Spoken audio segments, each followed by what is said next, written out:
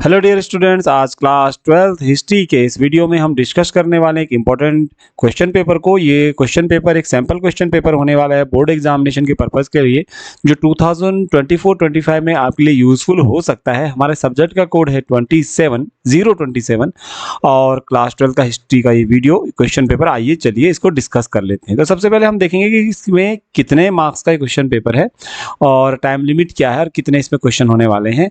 तो आप स्क्रीन पर देख सकते हैं टाइम लिमिट हमारे पास है 90 मिनट्स और क्वेश्चन पेपर आपका जो है मैक्सिमम 40 मार्क्स का है। ये पूरा क्वेश्चन पेपर आपको ए बी सी डी और ई सेक्शन में बटा हुआ मिलेगा। इसमें पार्ट ए यानी जो सेक्शन ए है उसमें आपको 17 क्वेश्चन मिलेंगे, जो सारे के सारे ऑब्जेक्टिव टाइप क्वेश्चन होंगे, जो 1 मार्क का ईच क्वेश्चन होगा। पार्ट बी आपका ऐसा होगा जिसमें 2 क्वेश्चन दिए गए हैं, 2 क्वेश्चन आर गिवन, और उसमें दोनों क्वेश्चन जो है 2-2 नंबर के यानी 4 नंबर का सेकंड जो है सेक्शन होने वाला है पार्ट बी। 100 वर्ड्स में आपको 2 नंबर का शॉर्ट क्वेश्चन को सॉल्व करना है। पार्ट सी की बात करेंगे तो ये लॉन्ग क्वेश्चन यहाँ पर आपको मिलेंगे, 2 लॉन्ग क्वेश्चन मिलेंगे। दोनों लॉन्ग क्वेश्चन 6 मार्क्स के हैं, यानी कि 12 मार्क्स के आपके लॉन्ग क्वेश्चन है, जो कि 350 वर्ड्स तक आपको किसी एक क्वेश्चन का आंसर लिखना है। पार्ट डी की बात करेंगे तो उसमें आपको 1 पैसेज मिलेगा, यानी सोर्स बेस्ड क्वेश्चन मिलेगा, जो 4 मार्क्स का होगा और ये क्वेश्चन कंपलसरी होता है। पार्ट ई की बात करेंगे तो वहां पर आपको एक मैप क्वेश्चन मिलेगा, जहां पर 3 मार्क्स का मैप क्वेश्चन है, जिसमें आपको उसको अटेम्प्ट करना है। तो चलिए आइए हम शुरू कर लेते हैं इस क्वेश्चन पेपर को डिस्कशन करना। आप उम्मीद करता हूं कि हेल्पफुल आपके लिए रहेगा, आप वेट कर रहे होंगे इस पेपर का। पहला क्वेश्चन यहाँ पर पार्ट ए में क्लास 12 हिस्ट्री का जो प्रैक्टिस क्वेश्चन पेपर है उसका आप देख सकते हैं। मैंने ये केंद्रीय विद्यालय के क्वेश्चन पेपर से इस वीडियो को बनाया है। ये क्वेश्चन पेपर उन्होंने प्रिपेयर करा था, तो उसको मैं यहाँ पर अपलोड कर रहा हूँ। चलिए शुरू करते हैं। क्वेश्चन नंबर 1 यहाँ पर है, हड़प्पा सभ्यता में 700 कुएं के अवशेष कहाँ से मिलते हैं? ऑप्शन ए है हड़प्पा, ऑप्शन बी है लोथल, ऑप्शन सी है कालीबंगन, ऑप्शन डी है मोहनजोदड़ो। यानी where are the remains of the 700 wells found in Harappa from which place? Option A Harappa, option B Lothal, option C Kalibangan, option D Mohenjodaro. तो इसका सही आंसर आपके सामने है मोहनजोदाड़ो। मोहनजोदड़ो से हड़प्पा सभ्यता में 700 कुएं के अवशेष मिलते हैं, जो कि सही आंसर हो जाता है। क्वेश्चन 2 की बात करते हैं, निम्नलिखित में से मगध की राजधानी क्या थी? What was the capital of Magadh from the following? Option A Sasaram, option B Rajgaha, option C Sanchi, option D Kalinga. तो मगध की जो प्राचीन राजधानी थी वो थी राजगाह, यानी ऑप्शन बी राजगाह मगध की प्राचीन राजधानी थी।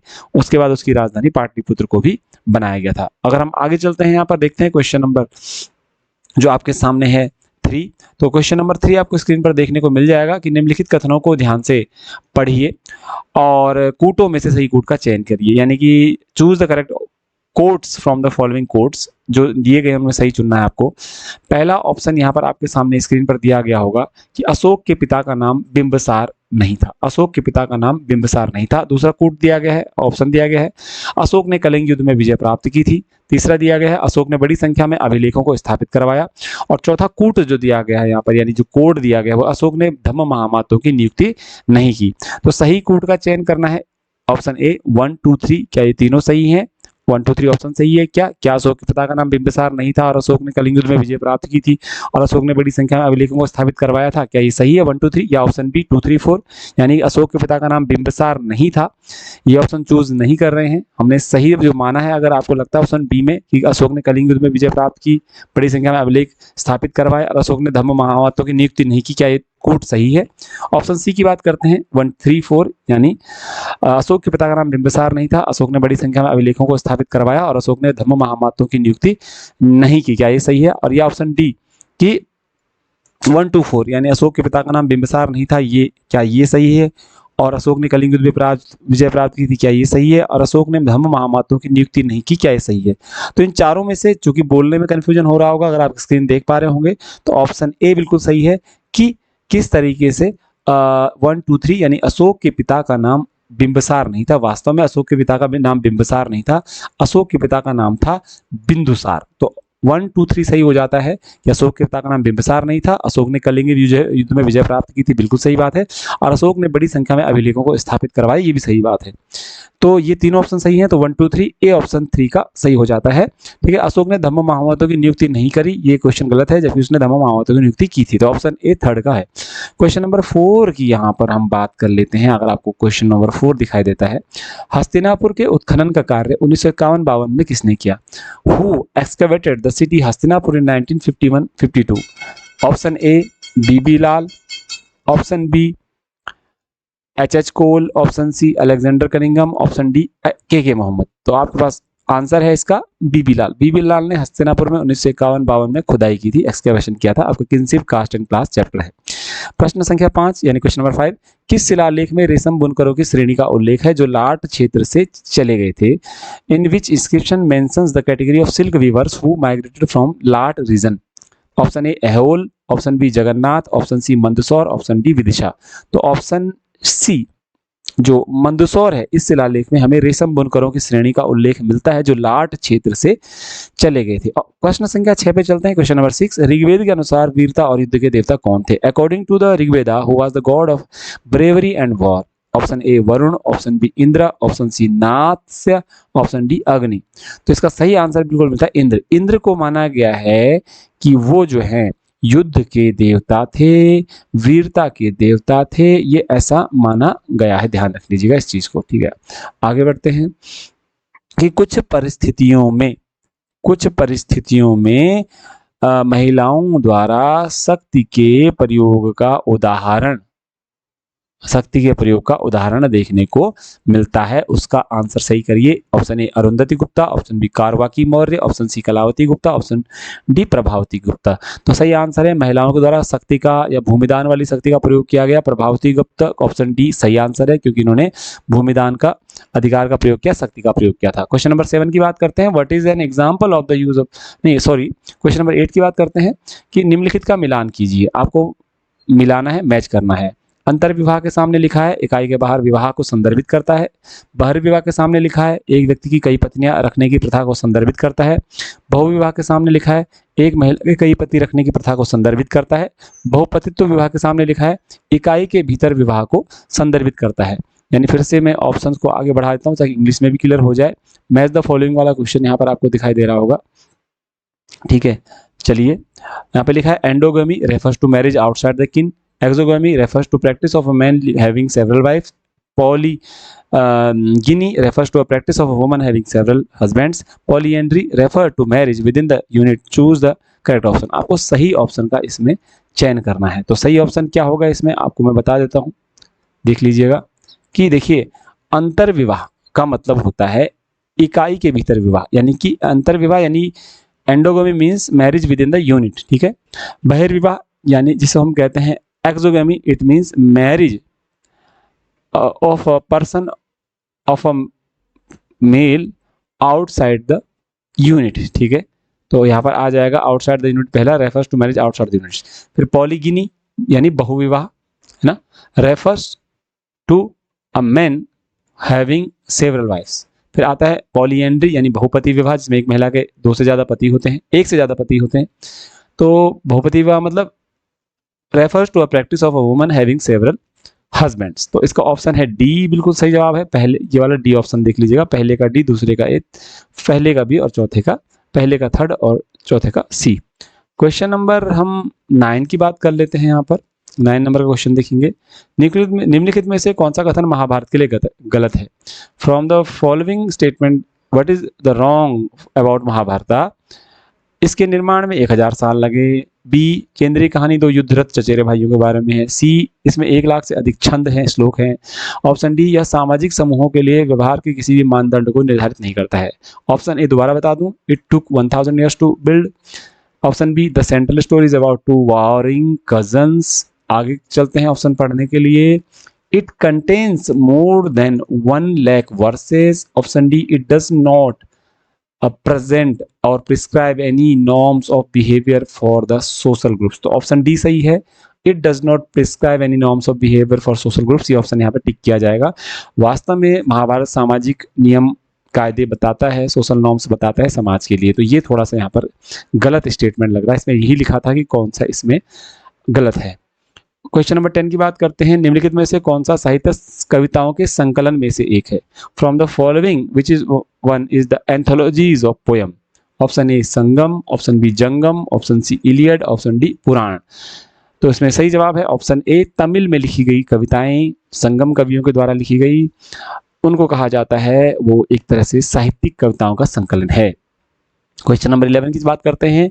निम्नलिखित में से कौन सा बौद्ध ग्रंथ दार्शनिक विषयों से संबंधित है? From which of the Buddhist text dealt with philosophical matters? Option A Vinaya Pitaka, option B Sutta Pitaka, option C Abhidhamma Pitaka, option D इनमें से कोई नहीं। तो इसका सही जवाब होगा आपके पास अभिधम्म पिटक। क्या जवाब इसमें सही होगा? अभिधम्म पिटक। यानी अभिधम्म पिटक का जो संबंध है वो बौद्ध धर्म के दर्शन से है। सुत पिटक का संबंध बौद्ध मठ के नियमों से, विनय पिटक का बौद्ध भिक्षुओं के नियम जिनको उनको पालन करना चाहिए उससे है। तो 11 का सही आंसर आपका अभिधम्म पिटक हो जाता है, 11 का सी। ठीक है, ध्यान रख लीजिएगा। क्वेश्चन नंबर 12 की बात करते हैं। स्तूप में खाली सीट का चिन्ह किसका प्रतीक है? What does the symbol of empty seat symbolize in stupa? A first sermon of the Buddha, option B an event in the life of Buddha, option C wisdom of the Buddha, option D meditation of the Buddha. खाली seat जब दिखाई जाती है किसी स्तूप में या सांची के स्तूप में, गौतम बुद्ध से संबंधित आदि में, तो क्या दिखाता है? तो खाली सीट का, रिक्त सीट का, एम्प्टी सीट का मतलब option D meditation of Buddha. Buddha को जब भी ध्यान की अवस्था में दिखाना होता था तो सांची की मूर्ति में उनको रिक्त स्थान के द्वारा ही दिखाया गया है। आगे इसमें हम बढ़ते हैं, आगे हम इसमें चलते हैं, देखते हैं क्या इसमें चीजें निकलकर सामने आ रही हैं। सांची में मिली हाथी की मूर्ति किस मानवीय गुण को दर्शाती है? ऑप्शन ए प्रसन्नता, ऑप्शन बी लालच, ऑप्शन सी आलस्य, ऑप्शन डी ताकत और बुद्धि। दोबारा बता दूं, what human attribute did an elephant represent in the sculpture found at Sanchi? Option A happiness, option B greed, option C laziness, option D strength and wisdom. तो इसका सही जवाब आप जानते हैं, मुझे मालूम है कि हाथी को ताकत का तो पर्याय माना ही जाता है, लेकिन ताकत के अलावा उसको सिंबल ऑफ जो बुद्धि विजडम भी माना जाता है। ताकत और बुद्धि का प्रतीक सांची में मूर्ति जो मिली है उस मानवीय गुण को दर्शाता है, इसलिए गणेश भगवान जी जो सूर्य रूप है वो कहीं ना कहीं बुद्धिमत्ता का प्रतीक स्वरूप लगाया गया है। तो गणेश भगवान जी भी बुद्धिमान माने गए हैं और वो चीजें हैं। आगे हम बढ़ते हैं इसमें अगले क्वेश्चन की तरफ कि पृथ्वी देवी को बचाने वाले विष्णु के वराह रूप या शुकर अवतार की छवि का अध्ययन करें और सही विकल्प का चयन करिए। ये मूर्ति देखिए, ये मूर्ति जो आपको दिखाई दे रही है ये एक पौराणिक मूर्ति है, पौराणिक चित्रण है। भगवान विष्णु जिनका अवतार वाराह अवतार बोला गया, शुकरा अवतार बोला गया है, वो अपने हाथों में भुजाओं में यहाँ पर पृथ्वी देवी को उठाए हुए हैं और पृथ्वी की रक्षा कर रहे हैं। पैरों में शेषनाग हैं, ये वराह अवतार हैं।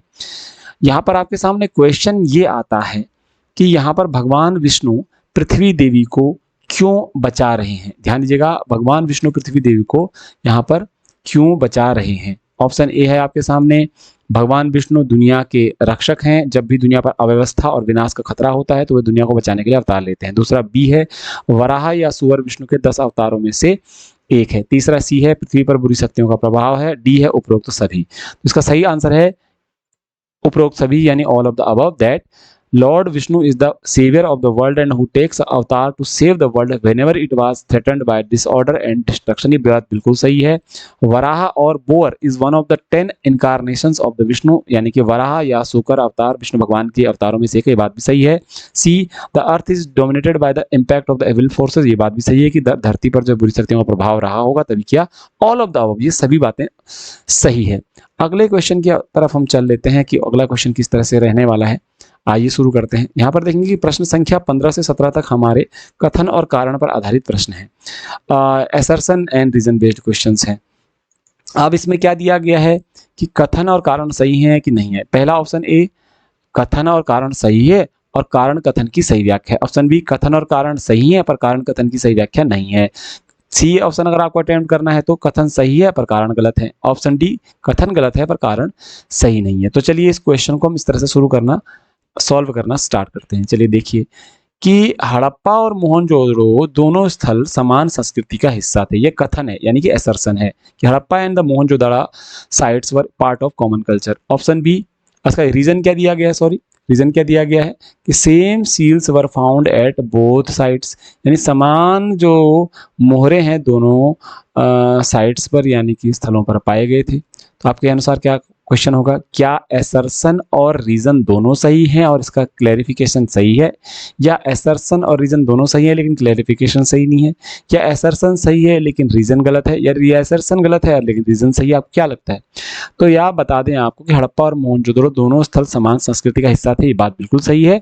और दोनों स्थानों पर एक जैसी मोहरे पाई गई, ये भी सही है, यानी कि दोनों चीजें सही हैं और स्पष्टीकरण भी सही। यानी ऑप्शन ए, हड़प्पा और मोहनजोदड़ो के मामले में कथन और कारण दोनों सही है और स्पष्टीकरण भी सही है। तो यहाँ पर हो जाता है बच्चों क्वेश्चन नंबर 15 में आपका पेपर यहाँ तक पार्ट 1। अगर आपको आगे भी देखना है तो उसका पार्ट 2 भी मैं अपलोड करूंगा। यहाँ पर एमसीक्यू के बाद 2 एमसीक्यू और बच जाते हैं, वहां पर आप खुद देख सकते हैं उनका आंसर क्या निकलेगा।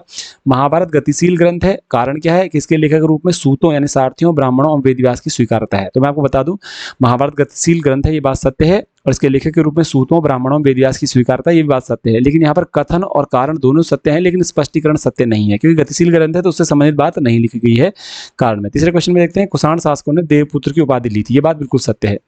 वे राजत्व के दैवीय सिद्धांत में विश्वास नहीं करते थे, नहीं, जबकि ये गलत कथन है, क्योंकि वे राजत्व के दैवीय सिद्धांत में विश्वास रखते थे। डिवाइन किंग्स वाला टॉपिक आपने पढ़ा होगा।